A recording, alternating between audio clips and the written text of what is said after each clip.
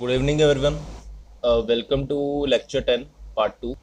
सो last part में हम लोगों ने पास्ट ईयर्स डिस्कस करने शुरू किए थे।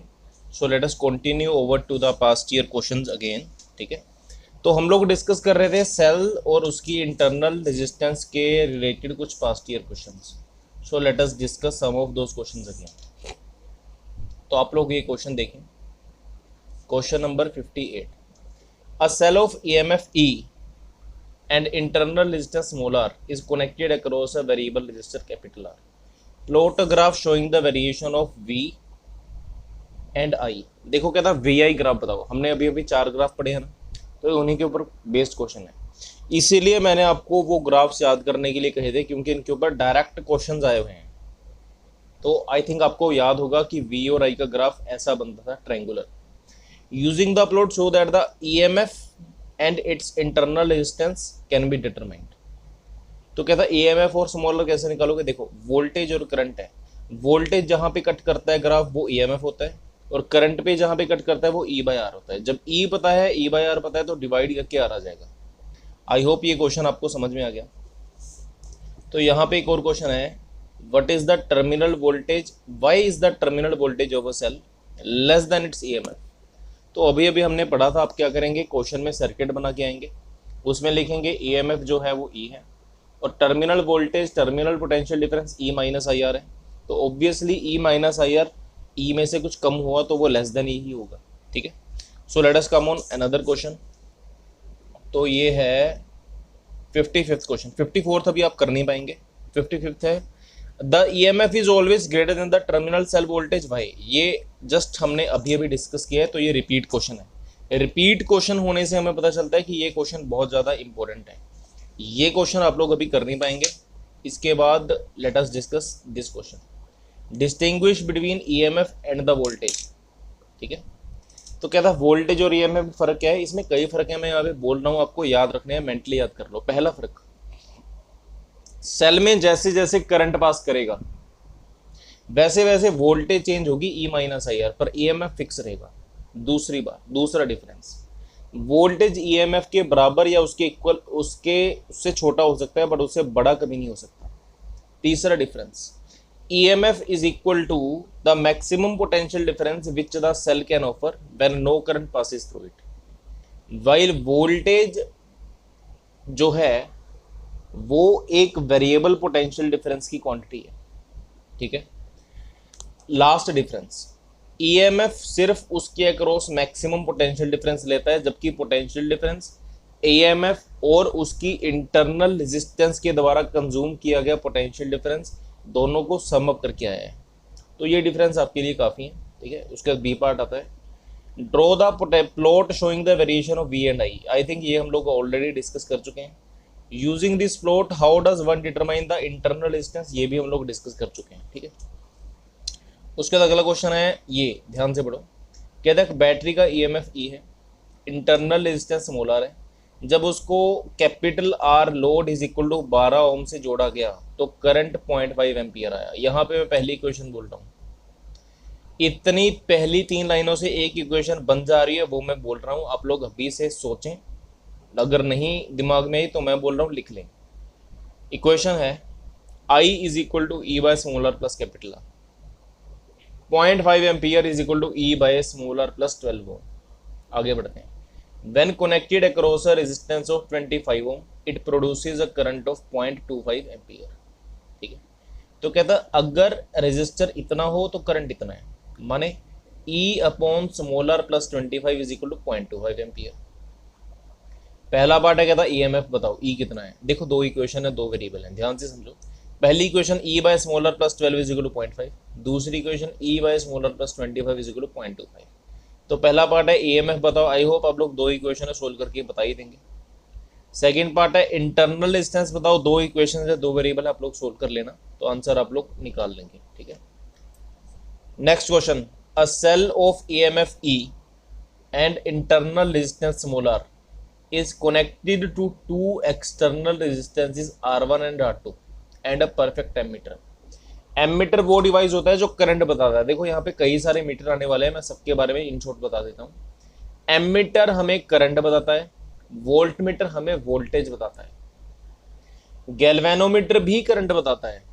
अब देखो कई तरह के वोल्ट मीटर और एमीटर होते हैं, micro voltmeter, milli voltmeter और normal voltmeter. Micro voltmeter छोटी वोल्टेज बताता है जो माइक्रो वोल्ट्स में हो, milli voltmeter milli volts वाली वोल्टेज बताता है, छोटी वोल्टेज।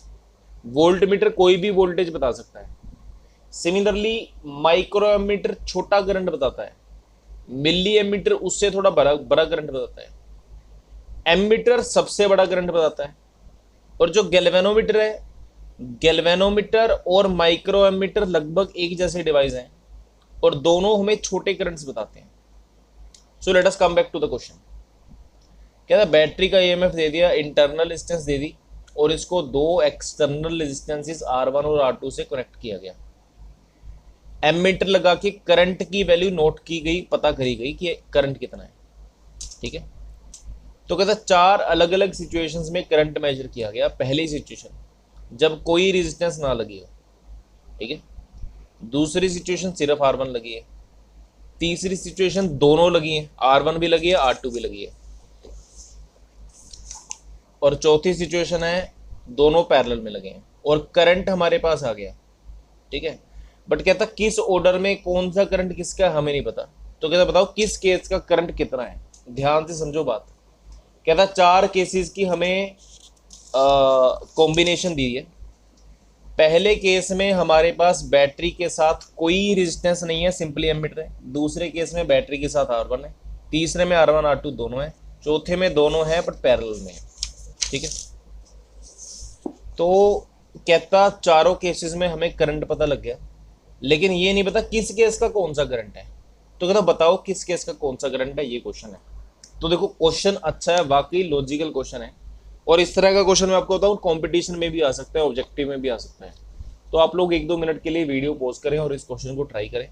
होता है तो बहुत अच्छी बात है, नहीं तो हम लोग डिस्कस करेंगे। तो वीडियो पॉज करके ट्राई करें। आई होप आप सब लोगों ने ट्राई कर लिया होगा। सो let us discuss this question now. तो देखें इस वक्त मैंने क्या किया है, मैंने चारों केसेस के सर्किट्स बना दिए। कोई रेजिस्टेंस नहीं है, सिर्फ R1 है, R1 R2 दोनों है और R1 R2 दोनों पैरेलल में। चारों केसेस में अगर मैं करंट सोचूं तो किरचॉफ्स लॉ तो बहुत इजी है। तो किरचॉफ्स लॉ को यूज करके मैं कह सकता हूं इस केस में करंट इतना है, इसमें करंट इतना है, इसमें करंट इतना है, इसमें करंट इतना है।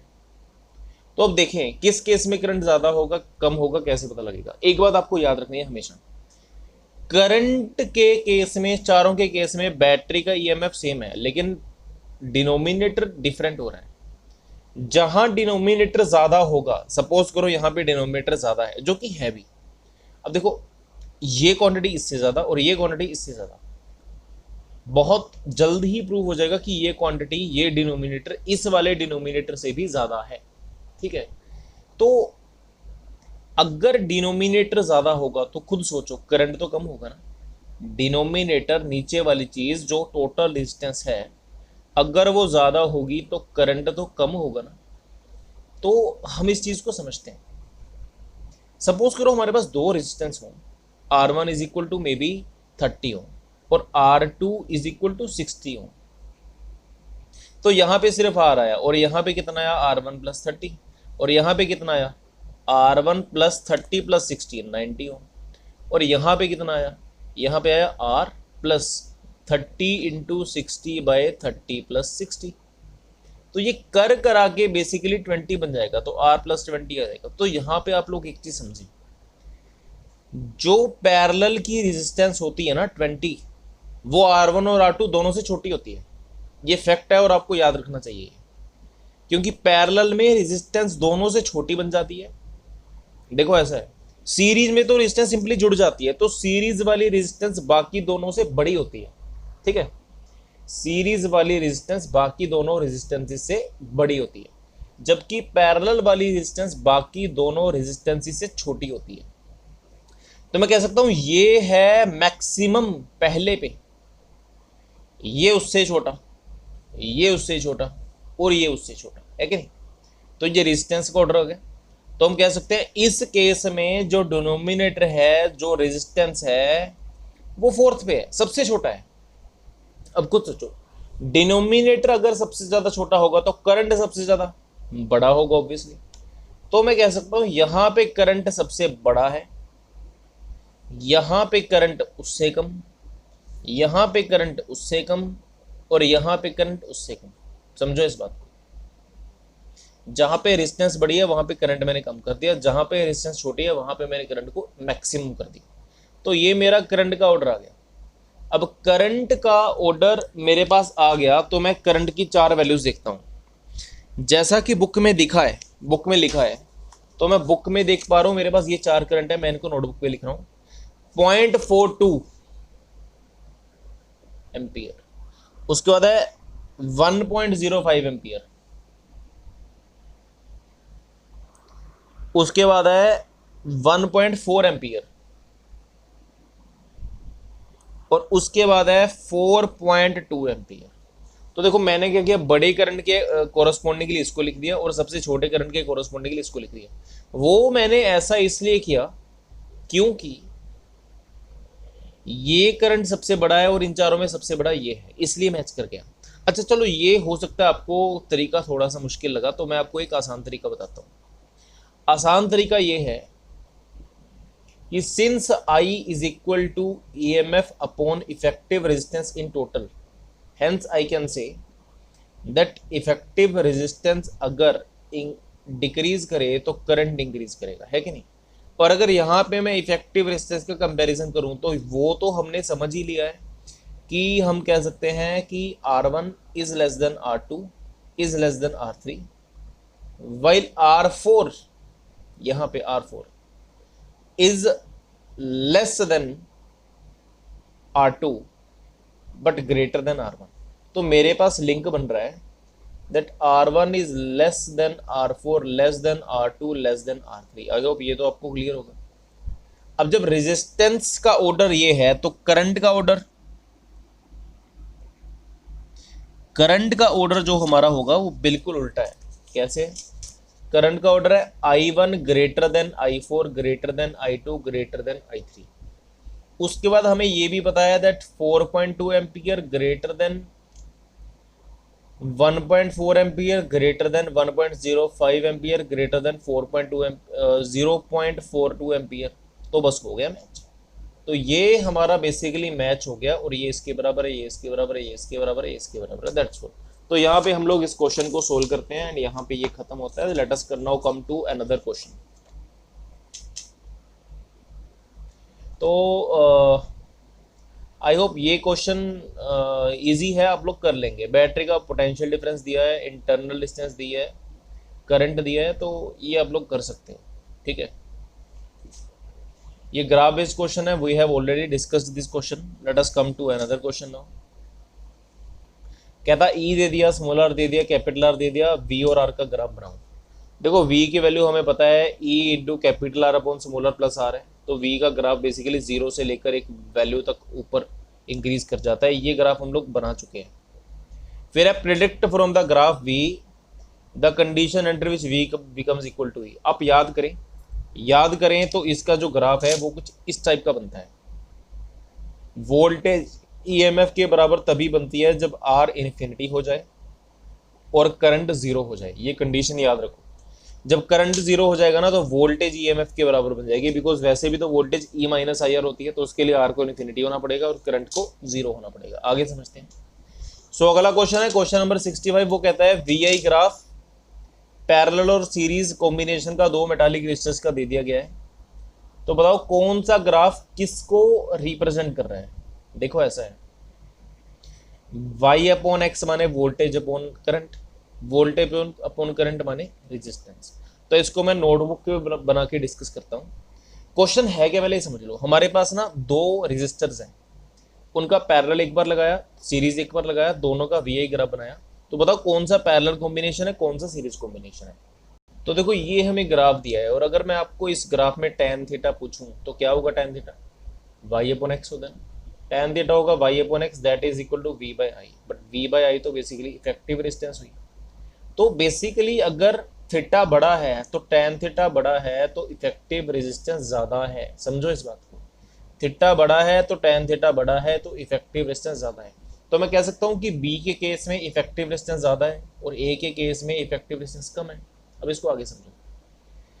क्योंकि इस केस में रेजिस्टेंस ज़्यादा है, तो रेजिस्टेंस तो राजे सीरीज में ज़्यादा होती है। इसका मतलब कि बी केस जो है वो सीरीज का है और ए केस जो है वो पैरेलल का है। समझो इस बात को, आपको ये बात याद रखनी है। तो इस तरीके से सोचना है। So now let us come to another question. So this is question number 66। इसके दो पार्ट हैं। First of all let us discuss part A. कहता potential difference across a given resistor is altered so that the heat produced per second increases by a factor of 9। What factor does the applied potential difference change? कहता किसी register की voltage change करेगी ताकि उसकी heat per unit second produce जो है वो 9 गुना बढ़ जाए। तो बताओ वोल्टेज कितने गुना बढ़ी? देखो ऐसा है कि heat upon time, heat produced per unit time को पावर बोलते हैं। पावर 9 गुना बढ़ गई। और आपको पता है पावर का फॉर्मूला होता है वी स्क्वायर बाय आर। तीन फॉर्मूले होते हैं, I square R, V square by R, V I. इस वक्त यहाँ पे जो काम आने वाला फॉर्मूला है वो है वी स्क्वायर बाय आर। तो वी स्क्वायर बाय आर 9 गुना बढ़ गया, तो आर तो चेंज हुआ नहीं, तो वी स्क्वायर तो 9 गुना होना पड़ेगा। समझो ध्यान से, power V square by R है, वी स्क्वायर बाय आर 9 गुना हुआ तो वी स्क्वायर 9 गुना हुआ, वी स्क्वायर 9 गुना हो तो वी 3 गुना हुआ। दोबारा सुनो, अगर वोल्टेज 3 गुना हो जाएगी तो वी स्क्वायर 9 गुना हो जाएगा, तो वी स्क्वायर बाय आर भी 9 गुना हो जाएगा। तो मैंने वोल्टेज तो 3 गुना हो गया ना, यही तो पूछा गया है। ठीक, बी पार्ट पे आते हैं। क्वेश्चन का बी पार्ट कह रहा है in the figure shown the ammeter and the resistor are connected to the terminals of the source.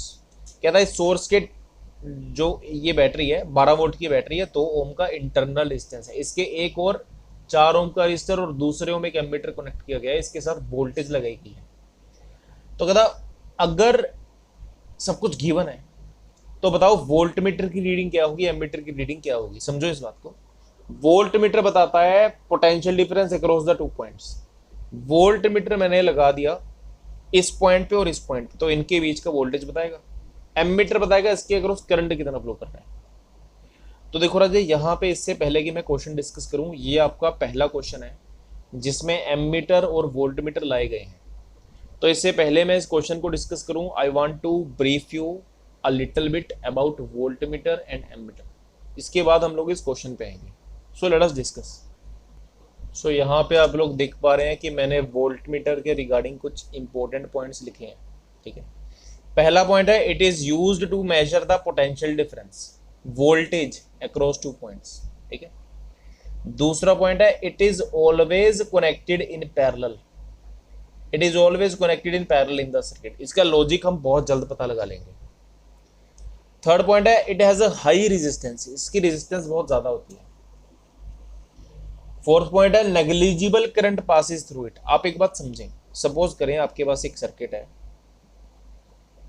10 volt की बैटरी है, 1 ओम की इंटरनल रेजिस्टेंस है और 9 ओम का रेजिस्टर है। ये है नॉर्मल सर्किट। अब मैंने क्या किया, इस 9 ओम के रेजिस्टर के अक्रॉस एक वोल्ट मीटर लगा दिया, तो ये सर्किट कैसा बन जाएगा? ये सर्किट कुछ इस टाइप का बन जाएगा। 1 ओम, 10 वोल्ट, 9 ओम। ठीक है, अब इसके अक्रॉस मैंने लगा दिया वोल्ट मीटर। अब इसको आगे समझो। कहता इसको हमेशा पैरेलल में लगाना है। तो कहता जिस भी डिवाइस के अक्रॉस वोल्टेज तुम्हें मेजर करनी है उसके अक्रॉस पैरेलल में लगा दो। इस वक्त ये वोल्ट मीटर 2 चीजों के साथ पैरेलल में है, एक के साथ नहीं। पहली बात तो ये इस 9 वोल्ट के 9 ओम के रेजिस्टर के साथ पैरेलल में है, तो ये वोल्ट मीटर तुम्हें इसकी भी वोल्टेज बताएगा। दूसरी बात आपको पता होना चाहिए कि जो जो चीजें पैरेलल में होती हैं उन सब की वोल्टेज सेम होती है। तो जितनी वोल्टेज इस वोल्ट मीटर की होगी उतनी ही वोल्टेज इसकी भी होगी। और देखो ये पॉइंट, ये पॉइंट, ये पॉइंट, ये पॉइंट, ये पॉइंट और ये पॉइंट, देखो ये सारे वायर से कनेक्टेड हैं। ये वाला, ये वाला, ये वाला, ये सारे वायर से कनेक्टेड हैं। और आपको पता होना चाहिए वायर जो होती है वो शुद्ध कंडक्टर होती है, प्योर कंडक्टर होती है। और प्योर कंडक्टर के अक्रॉस हर जगह पे पोटेंशियल सेम होता है। Let me connect the rods. पहली बात, ये पॉइंट, ये पॉइंट, ये पॉइंट, ये तीनों वायर से जुड़े हैं। वायर अपने आप में एक कंडक्टर होती है। कंडक्टर के अक्रॉस फील्ड 0 होता है और कंडक्टर के अक्रॉस हर पॉइंट पे पोटेंशियल सेम होता है। यह आपने रिसेंटली लास्ट चैप्टर में पढ़ा है, सेकंड चैप्टर में। कि यहाँ पे यहाँ पे यहाँ पे सेम पोटेंशियल होना चाहिए, सिमिलरली यहाँ पे यहाँ पे यहाँ पे भी सेम पोटेंशियल होना चाहिए। तो पैरेलल में इसके अक्रॉस पोटेंशियल डिफरेंस तो सेम हो गया, सिमिलरली इसके अक्रॉस भी पोटेंशियल डिफरेंस सेम हो गया। तो मैं आपको कहना चाहता हूं कि ये वोल्ट मीटर सिर्फ इसका पोटेंशियल डिफरेंस नहीं देगा ना, वोल्ट मीटर इसका भी पोटेंशियल डिफरेंस देगा। भले ही आप वोल्ट मीटर को यहाँ पे लगाओ, आप यहाँ पे एक वोल्ट मीटर लगा लो, भले ही आप इस वोल्ट मीटर को यहाँ पे लगाओ या कहीं और लगाओ। तो पहली बात तो आपको ये याद रखनी है कि वोल्ट मीटर इसका या इसका पोटेंशियल डिफरेंस दे रहा है, और पोटेंशियल डिफरेंस देने की वजह से जो है हमें इसको पैरेलल में कनेक्ट करना पड़ेगा, बिकॉज पैरेलल में ही वोल्टेज सेम मिलती है। अब आते हैं नेक्स्ट पॉइंट पे। सपोज करें वोल्ट मीटर की रेजिस्टेंस बहुत ज्यादा कम हो जाती है, वोल्ट मीटर की रेजिस्टेंस बहुत कम हो जाती है, तो आपको पता है कि पैरेलल में सारा करंट तो छोटी रेजिस्टेंस में से पास करता है। समझो इस बात को। सपोज करो यहाँ पे मैंने 10 वोल्ट की बैटरी लगा दी, और एक मैंने लगाया 1 ओम और एक मैंने लगाया 10 ओम। तो आपको पता है इसमें से 10 एम्पियर का करंट जाएगा और इसमें से 1 एम्पियर का जाएगा। लगा किरचॉफ लॉ लगा के देख लो, 10 minus 10 equal to 0, 10 minus 10 equal to 0। तो यहाँ में से 1 एम्पियर, यहाँ से 10 एम्पियर। तो मैं कहना चाहता हूँ कि पैरेलल में छोटे रजिस्टर में से करंट ज़्यादा जाता है, बड़े रजिस्टर में से करंट कम जाता है। सिमिलरली अगर मैं यहाँ पे सोचूं तो अगर इसके अक्रॉस पैरेलल में वोल्ट मीटर की रेजिस्टेंस कम होती तो सारा करंट इससे चला जाता। इसीलिए लिखा है कि it is always connected in parallel, क्योंकि अगर वोल्ट मीटर की रेजिस्टेंस बहुत ज्यादा होगी तो वोल्ट मीटर का करंट बहुत ज्यादा कम हो जाएगा। वोल्ट मीटर का करंट बहुत ज्यादा कम होने की वजह से 9 ओम का जो करंट है उसके ऊपर कोई भी असर नहीं पड़ेगा, तो वो रहेगा सेम। फॉर एग्जाम्पल सपोज करो ये एक 10 वोल्ट की बैटरी है, इसके अगर उस कोई भी रजिस्टर लगाए, सपोज करो 50 ओम का लगाए। अब सपोज करो कि मैं इसके अगर उस एक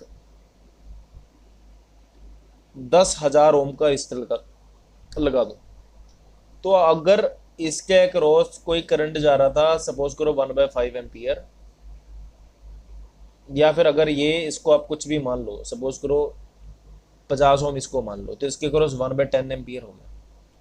तो आपको पता है ये रेजिस्टेंस इतना ज़्यादा बड़ा है, ये इतना ज़्यादा बड़ा रेजिस्टेंस है कि इसमें से negligible current 0.00 something current pass होगा, और वो इतना छोटा करंट होगा कि उसकी वजह से इस करंट में कोई खास कटौती नहीं आएगी।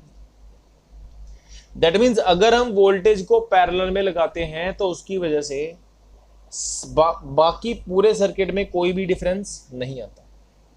तो अगला पॉइंट मैंने लिखा है, it will disturb the current, minimize it if connected in series. कहता अगर तुमने गलती से इस वोल्ट मीटर को सीरीज में लगा दिया तो सर्किट ये बन जाएगा 50 10 वोल्ट 50 10,000 ओम। तो कहता इस केस में करंट की वैल्यू 1/10 नहीं आएगी ना, इस केस में करंट की वैल्यू आएगी 10 volt upon 10,000 plus 50 plus that is equal to 10,100 ohm. तो ये बहुत छोटा करंट हो जाएगा, बहुत छोटा। तो ये करंट इतना ज्यादा छोटा होगा कि बिल्कुल चेंज हो गया। लाइक इस केस में जो करंट हमारा 1/10 एम्पियर था, हमने अगर गलती से वोल्ट मीटर को सीरीज में लगा दिया तो ये करंट नेग्लिजिबल हो गया। इसलिए हमें याद रखना है कि वोल्ट मीटर को हमेशा पैरेलल में लगाना है। देखो फंडा समझो, अगर वोल्ट मीटर पैरेलल में लगा तो वोल्ट मीटर का करंट तो होगा नेग्लिजिबल, और बाकी सर्किट का करंट जो है वो उतना ही रहेगा जितना पहले था, माने सेम रहेगा। और अगर आपने वोल्ट मीटर को लगा दिया सीरीज में, वोल्ट मीटर को सीरीज लगाने पे वोल्ट मीटर का जो करंट होगा, ठीक है, वोल्ट मीटर को सीरीज में लगाने पे, क्योंकि सीरीज में हर डिवाइस का करंट सेम हो जाता है, तो पहली बात वोल्ट मीटर का करंट सर्किट के करंट के बराबर हो जाएगा, क्योंकि सीरीज में तो सबका करंट सेम होता है। दूसरी बात, ये दोनों ही चीजें बहुत ज्यादा नेग्लिजिबल हो जाएंगी। क्योंकि सर्किट के साथ वोल्टमीटर सीरीज में लगा तो करंट जो है उसके लिए रेजिस्टेंस बहुत हाई हो गई, तो करंट बहुत ज़्यादा नेग्लिजिबल हो गया। तो ये बात आपको याद रखनी है। और हम नहीं चाहते कि सर्किट का करंट चेंज हो, क्योंकि वोल्ट मीटर को हम लोग सर्किट का करंट चेंज करने के लिए नहीं लगा रहे। वोल्ट मीटर को लगाने का पर्पज है कि हम लोग सर्किट का करंट मेजर कर सकें। उसके लिए हम लोग वोल्ट मीटर को हमेशा पैरेलल में लगाते हैं। ठीक है, तो ये कुछ पॉइंट्स आपको याद रखने हैं। इन शॉर्ट अगर मैं आपको बताऊं आपको क्या याद रखना है, तो वो बस ये है कि जिस भी डिवाइस के अक्रॉस वोल्ट मीटर लग गया वो उसकी वोल्टेज मेजर कर लेगा, बस दैट्स ऑल। और लगाना हमेशा पैरेलल में। Now let us come to ammeter. तो एमीटर के बारे में समझिए। पहली बात, इसको करंट मेजर करने के लिए यूज करते हैं। दूसरी बात, क्योंकि सीरीज में हर जगह पे करंट सेम है, इसलिए एमीटर को सर्किट में हमेशा सीरीज में कनेक्ट करना है। यहां पे मैंने एक एग्जांपल छोड़ी है। सपोज करें ये हमारा एक सर्किट है, हमारे पास 20 वोल्ट की और 5 ओम की इंटरनल रेजिस्टेंस वाली बैटरी है। हमारे पास जो बैटरी है उसकी वोल्टेज 20 वोल्ट है और उसकी इंटरनल रेजिस्टेंस 5 ओम है। इसके अक्रॉस हमने एक 15 ओम का रेजिस्टेंस कनेक्ट किया। तो अगर मैं आपसे करंट पूछूं तो 20/5+15 करंट 1 एम्पियर आएगा। करंट 1 एम्पियर आएगा, बट हमें पता नहीं है क्योंकि हम इसको मेजर नहीं कर सकते। तो हमने एक डिवाइस बनाया एमीटर। इसकी वर्किंग कैसे है, कंस्ट्रक्शन कैसे है, वो हम लोग अगले चैप्टर में समझने वाले हैं। हमें इस वक्त इतना याद रखना है कि एमीटर का काम है करंट मेजर करना। कैसे करता है वो आगे की बात है। तो यहां पे हम लोगों ने एक एमीटर पूरे सर्किट के अक्रॉस सीरीज में लगा दिया, पैरेलल में नहीं ना। ये इंपॉर्टेंट डिफरेंस है दोनों में। एमीटर को सीरीज में लगाया, क्यों सीरीज में लगाया समझो। बैटरी लगा दी, डिस्टेंस लगा दिया, सीरीज में लगा दिया।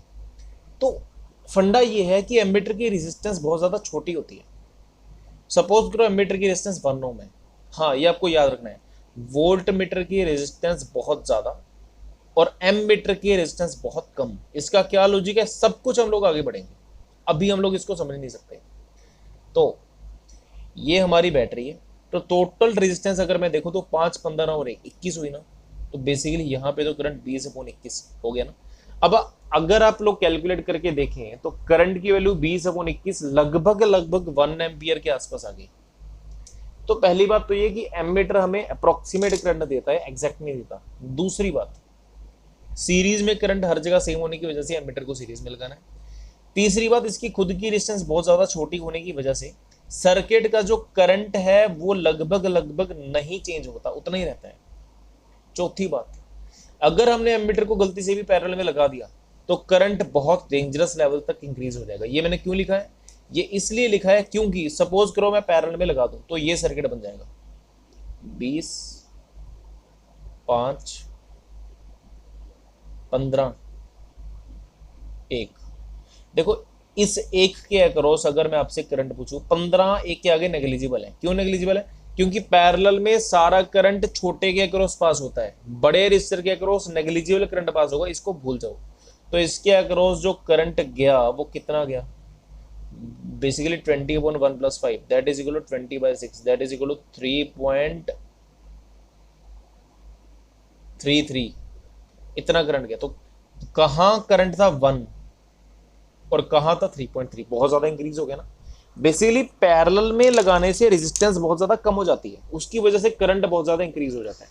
तो आपको इन शॉर्ट क्या याद रखना है, इन शॉर्ट आपको कुछ बेसिक फंडे याद रखने हैं। पहली बात तो ये कि एमीटर हमेशा सीरीज में कनेक्ट करना है, वोल्ट मीटर हमेशा पैरेलल में कनेक्ट करना है। एमीटर की रेजिस्टेंस बहुत कम है, वोल्ट मीटर की रेजिस्टेंस बहुत ज्यादा है।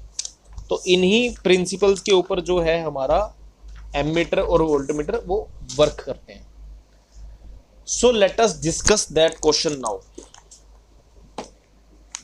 देखो ये हमारा सर्किट था। अब हमें वोल्ट मीटर और एमीटर के बारे में सब कुछ पता है, तो मैं एक बात तो कह सकता हूं कि वोल्ट मीटर इसकी वोल्टेज बताएगा और एमीटर सर्किट का करंट बताएगा। अब ये तो हम लोग पहले से जानते हैं, हमें पता है कि वोल्टेज तो E - IR होती है, वोल्टेज E - IR होती है, R मतलब स्मॉल r, और एमीटर का जो करंट होता है वो होता है E/r प्लस कैपिटल R। तो एमीटर की रीडिंग आ जाएगी 12/2+4 that is equal to 12/6 that is equal to 2 ampere. इसकी वैल्यू 2 आई, तो इसकी वैल्यू क्या जाएगी, E - IR माने 12 - 2 × 2 माने 12 - 4 that is equal to 8 volt. ठीक है, तो ये हमारी वोल्ट मीटर और एमीटर की रीडिंग थी। So let us come to another question now. This is question number 67। कहता ई दे दिया, स्मॉल आर दे दिया, कैपिटल आर दे दिया, तो कहता पहली बात आर और आई का ग्राफ बनाओ। आई होप आप लोग ये कर ही लेंगे। आई का graph basically I is equal to E by small R plus capital R, इसका ग्राफ ऊपर से नीचे ऐसे जाता है। ये हम लोगों ने नोट्स में ऑलरेडी ड्रॉ कर लिया था। दूसरा पार्ट है, कहता आर अगर इतना है तो आई इतना है। समझो ध्यान से, अगर आर इतना है तो आई इतना है, और जब आर इतना है तो आई इतना है। तो बताओ ई और स्मॉल आर कितने हैं। दो चीजें दो बार चार बार वैल्यूज दे दी, दो इक्वेशन बन जाएगी, दो चीजें निकालनी है। पहली इक्वेशन में बोल के बता देता हूँ, देखो इजी क्वेश्चन है, बच्चों वाला क्वेश्चन है, मुझे पता है कि आप लोग ये कर लेंगे, इसलिए मैं इसको बोल के बता रहा हूँ। कहता आर इतना है तो आई इतना है, आर इतना है तो आई इतना है। तो देखो इक्वेशन क्या बनी। पहली बात, हमें पता है कि आई की value E by small R plus capital R होती है। तो ये कहता कि 1 ampere is equal to E by small R plus 4 and 0.5 ampere is equal to E by small R plus 9। देखो समझो दो इक्वेशंस, कैपिटल आर 9 है तो आई 0.5 है, कैपिटल आर 4 है तो आई 1 है। ठीक है, तो अब इसको कैसे सोल्व कर रहे हैं, कुछ भी नहीं, डिवाइड कर दो। डिवाइड करोगे तो इक्वेशन बन जाएगी 1/0.5 is equal to E by R plus 4 upon E by R plus 9। इसको आप कर दो कैंसिल, ये ऊपर चला गया, ये नीचे चला गया, तो ये बन जाएगा R plus 9 upon R plus 4। यहाँ पे हमारे पास ब्रैकेट थे, ब्रैकेट डाल लेने चाहिए, नहीं तो गलती लग जाती है। तो ये 1/0.5 बेसिकली 2 होता है, तो 2 is equal to R plus 9 upon R plus 4।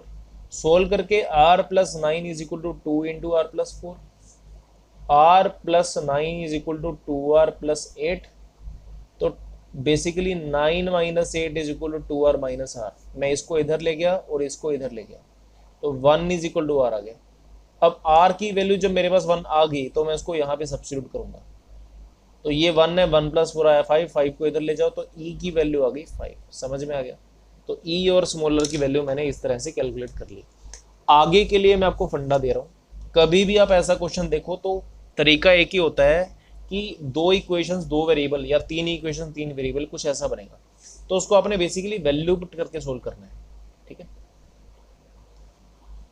अब यहाँ पे क्वेश्चन है right any two factors on which the internal resistance of a cell depends. तो ये थोड़ा सोचने वाला क्वेश्चन है। आपको मैंने बताया था कि किसी भी सेल में अगर चार्ज ट्रांसफर होता है तो वो आयंस की मूवमेंट की वजह से होता है, और आयंस की मूवमेंट में जो ऑब्स्ट्रक्शन होती है उसी को इंटरनल रेजिस्टेंस बोलते हैं। तो कहता आयंस की मूवमेंट की ऑब्स्ट्रक्शन किस पे डिपेंड करती है। इंटरनल रेजिस्टेंस के बारे में पूछा है ना, कि इंटरनल रेजिस्टेंस किसके ऊपर डिपेंड करती है, तो इंटरनल रेजिस्टेंस है क्या, वही सोच लो। इंटरनल रेजिस्टेंस उन्हीं चीजों पे डिपेंड करेगी जिनके ऊपर आयंस की मोबिलिटी, उनकी मूवमेंट डिपेंड करेगी। तो पहला पार्ट, इलेक्ट्रोड्स की दूरी, जितने ज्यादा इलेक्ट्रोड्स होंगे, जितने ज्यादा दूर कैथोड और एनोड होंगे, उतना ज्यादा रेजिस्टेंस होगी। दूसरी बात ये है कि आयंस के साइज के ऊपर भी डिपेंड करती है। तीसरी बात, इलेक्ट्रोलाइट की कॉन्सेंट्रेशन। ये सभी चीजें हैं जिनके ऊपर की रेजिस्टेंस डिपेंड करती है। ठीक, तो अब इसके आगे क्वेश्चन है the reading on the high resistance voltmeter when a cell is connected across it is 2.2 volt. ठीक है, when the terminals of the cell are also connected to the resistance of 5 ohm as shown in the circuit, the voltmeter reading drops to 1.8 volt. Calculate the internal resistance. देखो इस बात को समझो, कहता ये जो की है ना, स्विच है, ये जो, इसको हम ओपन भी कर सकते हैं, क्लोज भी कर सकते हैं। कहता एक बार हमने स्विच को ओपन छोड़ दिया, ठीक है, स्विच के ओपन होने का मतलब है यहां से यहां तक करंट नहीं जा सकता। हाँ, इसको भूल जाओ, इसको भूल जाओ कि ये कुछ है, ये है ही नहीं। और अगर स्विच क्लोज है फिर नहीं बोल सकते। समझो इस बात, कोई भी स्विच होता है वो या तो ओपन होता है या फिर वो क्लोज होता है। स्विच क्लोज है तो करंट फ्लो करता है तो डिवाइस ऑन होता है। स्विच ओपन है इसका मतलब वायर लूज है, वायर में करंट यहां से यहां नहीं जा सकता, और इस सारी चीजें का कोई मायना नहीं है क्योंकि ये ओपन है। ठीक है, तो आगे समझते हैं बेसिकली इसको। तो इसका फंडा ये था कि सपोज करें स्विच ओपन है, ठीक है, तो क्या था, वोल्टमीटर की रीडिंग 2.2 वोल्ट है। स्विच ओपन है तो इसको भूल जाओ। स्विच ओपन है तो इस बैटरी के अक्रॉस वोल्ट मीटर लगा है। अब आपको पता है वोल्ट मीटर तो पोटेंशियल डिफरेंस मेजर करता है, ठीक है। और आपको एक बात और पता है कि वोल्ट मीटर की रेजिस्टेंस बहुत हाई है, समझो इस बात को। क्या था, स्विच ओपन है तो 2.2 वोल्ट की रीडिंग है, ठीक है। क्या था, सेल को कनेक्ट कर दिया तो आपको एक बात तो पता है, सेल के साथ अगर वोल्ट मीटर है तो इसमें से जो करंट होगा, आपको मैंने एक पॉइंट बताया था कि वोल्ट मीटर की रेजिस्टेंस इतनी हाई होती है कि उसमें से पास करने वाला जो करंट होता है वो लगभग लगभग जीरो हो जाता है। तो हमें पता है कि इस बैटरी की कुछ इंटरनल रेजिस्टेंस होगी, बैटरी की कुछ इंटरनल रेजिस्टेंस होने वाली है। कितनी है हमें नहीं पता, वो हमने कैलकुलेट करनी है। तो पहली इक्वेशन बनी, वो वोल्ट मीटर इसका जो वोल्टेज बताएगा वो ई माइनस आई आर होगा, पर आई तो जीरो है, समझो इस बात को। वोल्ट मीटर ने बैटरी के अक्रॉस वोल्टेज बताना है, वो voltage E minus I R होगा। पर जब वोल्ट मीटर खुद ही सर्किट में है तो वोल्ट मीटर एक तरह से सीरीज में हो गया, और जब वोल्ट मीटर सीरीज में है तो करंट जीरो हो जाता है। तो voltage E minus I R तो जीरो हो गई, sorry E minus I R में आई तो जीरो हो गया। तो उस वक्त पोटेंशियल डिफरेंस 2.2 वोल्ट है। फिर दूसरे केस में ये कहता कि 5 ओम की रेजिस्टेंस सीरीज में कनेक्ट करके सर्किट को बंद कर दिया, यहाँ पे डॉट लगा दो, माने सर्किट क्लोज कर दिया। तो वो कहता है इसकी जो वोल्टेज है वो 1.8 वोल्ट हुई। तो बताओ स्मॉलर कितना है। तो ये अपना क्वेश्चन है, अगर आप लोग समझ गए हैं तो इसको खुद से ट्राई कर सकते हैं, नहीं तो मैं इसकी फिगर बना के डिस्कस करने वाला हूँ। तो देखो ये हमारी फिगर है, this is our initial figure and this is our final figure. कहता है इनिशियली ये सर्किट ओपन है, इसको बोलते हैं ओपन सर्किट ओपन स्विच, इसको बोलते हैं क्लोज्ड सर्किट क्लोज्ड स्विच। इसमें करंट फ्लो नहीं कर सकता, इसमें करंट फ्लो कर सकता है। इनिशियली क्योंकि ये स्विच ओपन है तो यहाँ से सारे का सारा करंट यहाँ से जाने की कोशिश करेगा, पर वो जा पाएगा नहीं। यहाँ से करंट जाएगा बट वो ऑलमोस्ट जीरो होगा, क्योंकि हमें पता है कि वोल्ट मीटर की रेजिस्टेंस इतनी ज्यादा हाई है कि उसमें से पास करने वाला करंट लगभग लगभग जीरो हो जाता है। तो इसके अक्रॉस जो पोटेंशियल डिफरेंस आना चाहिए, जो कि ई माइनस आई आर होना चाहिए, मुझे पता है करंट तो जीरो है तो आई आर तो जीरो हो गया। तो बेसिकली पोटेंशियल डिफरेंस जो कि ई के बराबर है उसकी वैल्यू 2.2 वोल्ट हुई है, हुई कि नहीं हुई, है ना। तो पोटेंशियल डिफरेंस हमारे ईएमएफ की वैल्यू 2.2 वोल्ट हुई। अब हम आगे बढ़ते हैं। इस केस में मुझे पता है यहां पे वोल्ट मीटर के पैरेलल में ये 5 ओम का रेजिस्टर लगाया। अब कहां 5 ओम, कहां वोल्ट मीटर, इसकी रेजिस्टेंस हद से ज्यादा हाई है। और जब हाई रेजिस्टर पैरेलल में लगे ना, हाई रेजिस्टर पैरेलल में लगे ना, तो बेसिकली होता क्या है कि पैरेलल में हाई रेजिस्टेंस से कोई करंट पास नहीं करता, दैट्स ऑल। कोई करंट पास नहीं करेगा, नेग्लिजिबल करंट पास करेगा। तो आपको इसके करंट की चिंता नहीं करनी है। आप ये देखो कि यहां से जितना करंट आया लगभग लगभग सारा करंट, ऑलमोस्ट 99.9% करंट यहां से पास कर जाएगा। तो अगर मैं आपसे पूछूं कि यही सर्किट है तो इसके अक्रॉस या इसके अक्रॉस पोटेंशियल डिफरेंस कितना होता है, आपको अच्छे से पता होना चाहिए कि आपने पढ़ा है कि बैटरी के साथ एक एक्सटर्नल रेजिस्टेंस लगाने पे उसका जो पोटेंशियल डिफरेंस होता है, उस पोटेंशियल डिफरेंस को चाहे तो मैं आई आर बोलूँ, चाहे मैं E minus I small R बोलूँ, चाहे उसको मैं E capital R by small R plus capital R बोलूँ, तीनों फॉर्मूले सही हैं। और तीनों की जो वैल्यू है वो 1.8 दी गई है क्वेश्चन में। क्वेश्चन में कहा गया है कि जब ये ओपन है तो पोटेंशियल डिफरेंस 2.2 है, और जब ये क्लोज्ड है तो पोटेंशियल डिफरेंस 1.8 है। तो देखो पहली इक्वेशन बनी कि E इज इक्वल टू 2.2। दूसरी इक्वेशन बनी E R by small r plus R is equal to 1.8। चलो अब सोल्व करते हैं। पहली बात, आर की वैल्यू 5 दी है, ई की वैल्यू 2.2 है, पुट कर दो वैल्यू यहाँ पे और यहाँ पे। तो इक्वेशन बनी 2.2 into 5 upon small r plus 5 is equal to 1.8। अब इसको यहाँ पे ले जाओ, इसको यहाँ पे ले जाओ, तो 5 plus small r is equal to 5 into 2.2 upon 1.8। इसको यहाँ पे ले जाओ तो स्मॉलर की वैल्यू आ जाएगी 5 इंटू 2.2 अपॉन 1.8 माइनस 1। तो स्मॉलर की वैल्यू बन जाएगी 5 into 2.2 minus 1.8 upon 1.8। This is equal to 5 into 0.4 upon 1.8 is equal to 5 into 4 upon 18 is equal to 20/18 is equal to approximately 1.1110 ohm, तो ये इंटरनल रेजिस्टेंस की value है। इस तरह से हमें ये क्वेश्चन डिस्कस करना था। ठीक, ये क्वेश्चन वाकई में बहुत अच्छा क्वेश्चन था, बहुत सारे स्टूडेंट्स का ये क्वेश्चन डाउट होने वाला था। तो यहीं पे मैं आज का लेक्चर एक्चुअली कंक्लूड करना चाहता हूँ। देखो, ये मैंने डिस्कस किया था क्वेश्चन नंबर 68। यहाँ से आगे के क्वेश्चंस मैं अगली बार डिस्कस करना चाहता हूँ। यहाँ पे मैं आप लोगों को होमवर्क दे रहा हूँ। देखो, आज जो है थर्सडे है, ठीक है, तो आप लोगों का काम ये है कि यहाँ पे आप लोग शुरू करेंगे क्वेश्चन नंबर 38 से। ठीक है, क्वेश्चन नंबर 38 से लेकर क्वेश्चन नंबर 68 तक कितने क्वेश्चन हुए? सोचो सोचो, कितने क्वेश्चन हुए? 31 क्वेश्चन हो गए। 30 नहीं, 31, 38 और 68 दोनों इंक्लूड करो। 38 से 68 तक 31 क्वेश्चन हुए। ये 31 क्वेश्चंस आप लोग मुझे रिटर्न सबमिट करोगे कल रात तक। ठीक है, कल रात 10 बजे तक आप लोग मुझे व्हाट्सएप कर सकते हो, मैं वेट करूंगा। ठीक है जी, ओके।